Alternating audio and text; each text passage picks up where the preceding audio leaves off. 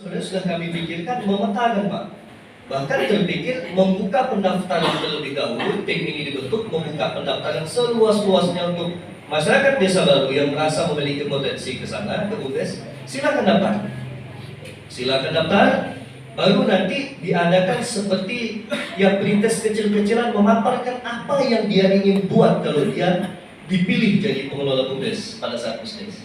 Jadi bukan ada pemilihan, daftar, lalu diadakan pemilihan, enggak. Tapi tim ini mendengar dulu, dia mau buat apa, dia bisa apa, gitu.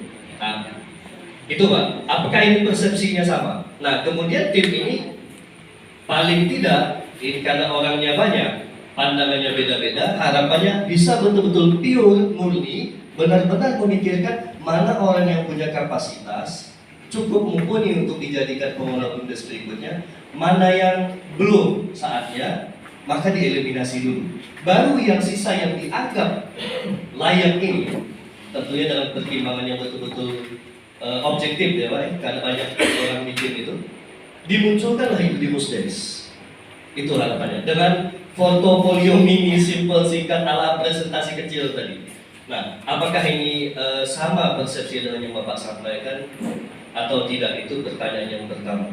Nah, yang kedua Pak, dalam konteks tadi saya sudah berpikir, asumsi saya tidak menemukan aturan yang melarang BPD masuk tim itu.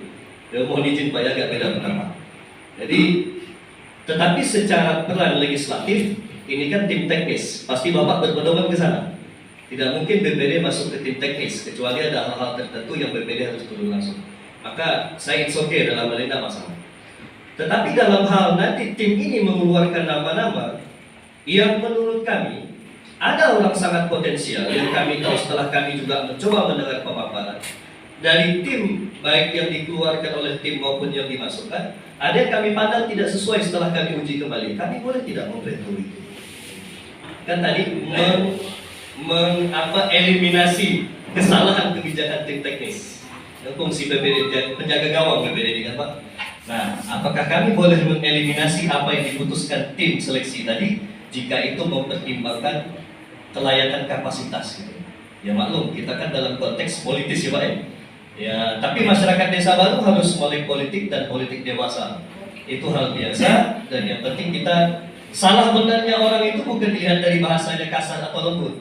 Kalau saya juga kasar dalam bahasa saya. Tapi lihatlah dia ikut aturan perundangan atau melanggar.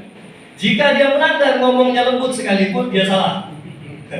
Jika ngomongnya keras tapi sesuai redaksi kalimat peraturan perundangan, maka dia benar berarti. Kenapa dia harus agak keras? Karena dia menekan. Ini aturan undang-undangnya begini loh. Gitu. Jadi kami mencoba BPD kali ini Pak, tidak keluar dari jalur undang-undang. Bapak sampaikan di undang-undang desa kita print. Semua yang berhubungan dengan desa coba kita print karena kita tidak mampu menghafal seperti Pak Rafiq tadi. Jadi kita print out saja supaya mudah, kalau lupa buka. Tentang BUMDes pun juga kita sudah punya print out. Jadi mohon Bapak terangkan dua hal tadi yang prinsipal. Terima kasih Pak. Assalamualaikum warahmatullahi wabarakatuh. Terasa ujian S3 luar biasa. Yang pertama, hubungan Kades dengan BPD. Kepala desa dan BPD itu hubungannya suami istri. Ya. Kadang berkelahi, kadang atur.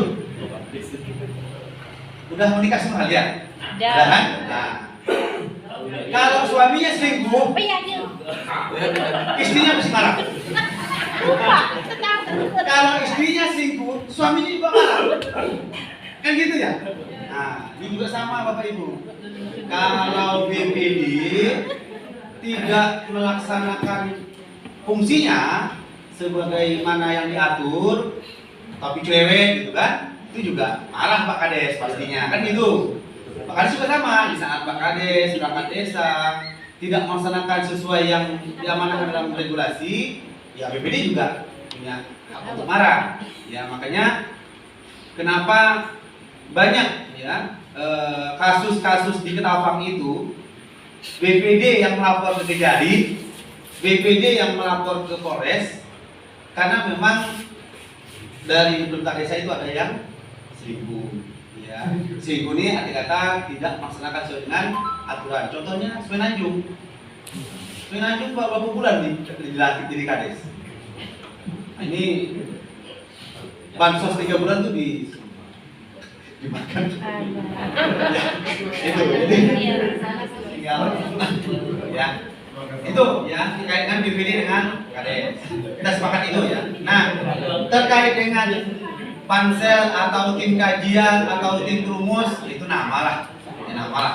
Apa yang disampaikan oleh Pak BPD itu udah sama konsepnya. Jadi nanti ya di saat tim rumus, tim kajian, pansel ini membidik siapa-siapa orangnya, caranya, teknisnya diumumkan, silakan diumumkan tim kajian atau tim seleksi atau tim rumus mengajak putra-putri terbaik desa baru untuk mengabdi di BUMDes, silakan diumumkan di segala penjuru pojok desa kan.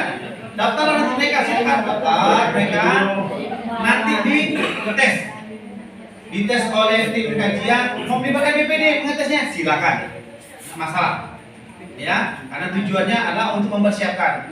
Hanya yang tidak boleh ini tim kajian atau pansel atau tim rumus ini memutuskan menetapkan mereka lah sebagai calon pasangan usaha, tidak boleh, karena di luar kewenangannya. Karena kewenangannya menurut amanah Permendesnya ya, baik Permendes yang dikeluarkan di tahun 2015 maupun dikeluarkan di tahun 2021, bahwa haknya ada di musyawarah desa. Nah, karena di forum musyawarah desa untuk pelaksanaan pemilihan dan penetapannya yang memimpinnya adalah BPD. BPD boleh punya kewenangan untuk bertanya, untuk mengklarifikasi, untuk apa ya, semacam ya fit and proper test lah, sehingga nanti masyarakat juga mendengar, ya mendengar. Bahkan BPD ini kan salah satu unsur pemerintahan desa yang fungsinya adalah membuat regulasi. Hanya 4 raperdes yang BPD tidak boleh buat. Raperdes APBdes, ya, Raperdes RPJMdes, Raperdes RKPdes, Raperdes pertanggungjawaban. Ulang ya, Raperdes RPJMdes, Raperdes RKPdes, Raperdes APBdes, Raperdes pertanggungjawaban.